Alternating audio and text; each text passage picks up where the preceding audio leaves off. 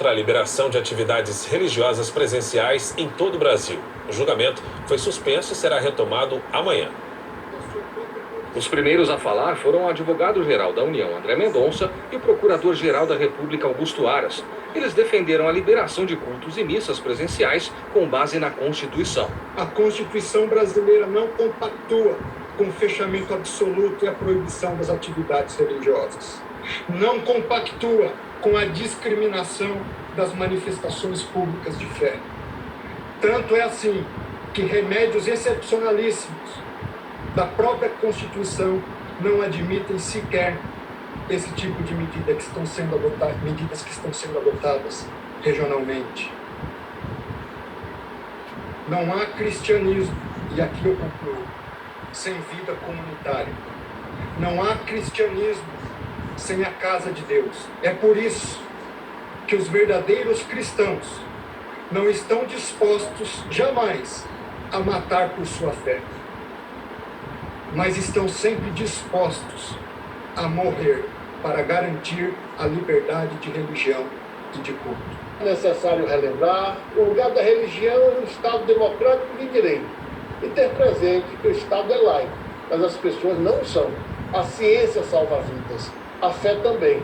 Fé e razão, que estão em lados opostos no combate à pandemia, aqui, nesse debate, nesse processo, nesses autos, caminham lado a lado, em defesa da vida e da dignidade humana, compreendida em suas múltiplas dimensões, abrangendo a saúde física, mental e espiritual. Advogados de entidades religiosas pediram a abertura das igrejas e templos. O representante da Anajure, autora da ação analisada pelo ministro Nunes Marques, que levou a permissão de cultos e missas em todo o país, destacou a legalidade das atividades religiosas. E nesse tempo de pandemia, as igrejas são absolutamente essenciais, como disse a OMS, mas a proibição total viola flagrantemente a Constituição e os tratados internacionais dos quais o nosso país é signatário. Relator da ação do PSD contra as medidas de restrição decretadas no estado de São Paulo, o ministro Gilmar Mendes votou contra a possibilidade das reuniões presenciais. Estados e municípios são aqueles entes que administram os hospitais, que têm que produzir vagas para leitos e que têm que produzir vagas nas UTIs. Ainda ontem, eu vi a cena de alguém em São Paulo, ela dizia: meu pai morreu, uma pessoa de um pouco mais de 70 anos, porque não houve vaga, não havia vagas na UTI. Essa é a realidade que nós contemplamos aqui. Foi dentro desta lógica, que não foi totalmente explicitada, e, claro, dentro dos marcos do federalismo cooperativo, que o tribunal houve por bem dizer que cabia aos estados e municípios fixar regras para evitar a contaminação. O julgamento foi suspenso depois do voto do ministro Gilmar Mendes. O caso será retomado na sessão de amanhã. E o primeiro voto será do ministro Nunes Marques, que afirmou a assessores não ter a intenção de pedir vista, ou seja, mais tempo para analisar o caso. Ele deve votar pela permissão de encontros religiosos presenciais. Religiosos ouvidos defendem a abertura das igrejas para celebrações presenciais. Líderes religiosos e fiéis acompanharam o julgamento dos recursos contra o fechamento das igrejas e cultos presenciais durante a pandemia. O bispo Cristiano Guimarães, da Igreja Sara Nossa Terra, diz que além do acolhimento, o trabalho social desenvolvido pelas instituições é fundamental nesse momento de crise sanitária. Estão distribuindo cestas básicas, fazendo marmitex, alimentação para as pessoas que estão carentes. Então a igreja tem um trabalho social muito forte. A igreja ela tem esse papel também de informar a população para elas terem as atitudes seguras, né, para não ter o contágio do vírus. O bispo Eduardo Bravo, presidente da Unigrejas, que representa mais de 50 mil igrejas, diz que as portas das instituições não deveriam ser fechadas por nenhum decreto. Por causa do distanciamento que tem que existir dentro da igreja, se reduz muito o número de pessoas que participam, E assim nós poderemos colaborar com o combate à pandemia sem roubar do brasileiro a esperança, a fé, a motivação. Nesse momento tão difícil, nós precisamos ter a nossa alma fortalecida. Juristas e professores de direito ouvidos pelo Jornal da Record têm opiniões parecidas. Eles dizem que a participação presencial dos fiéis em celebrações é um direito constitucional. Para que medidas tem que respeitar esse direito fundamental.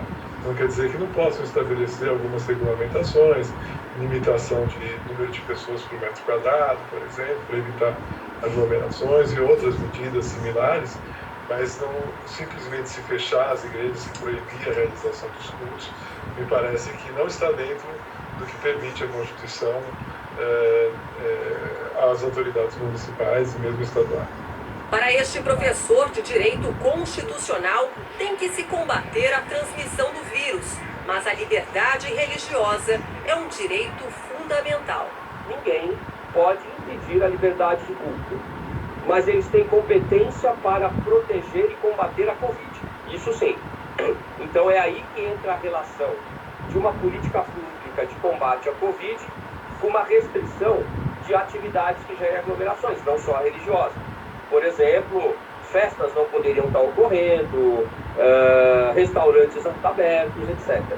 O jurista Ives Gandra apoia a abertura seguindo os protocolos de segurança, como determinou o ministro Nunes Marques. Eu acho que interfere na liberdade religiosa de tal maneira que, para ser coerente, eles deveriam proibir todo o transporte, através de aviões, transportes coletivos, no trabalho, porque eles estão muito mais juntos do que os fiéis que forem à igreja. Uma vez respeitados os distanciamentos, todos os protocolos, todas as garantias, a proibição é inconstitucional. Vamos lá. Boa noite, Augusto. Boa noite, Cris. Boa noite, Fara. Boa noite a você que nos acompanha. O inciso 6 do artigo 5º da Constituição é claro como o céu sem nuvens. Aspas. É inviolável a liberdade de consciência e de crença, sendo assegurado o livre exercício dos cultos religiosos e garantida, na forma da lei, a proteção aos locais de culto e às suas liturgias. Fecha aspas.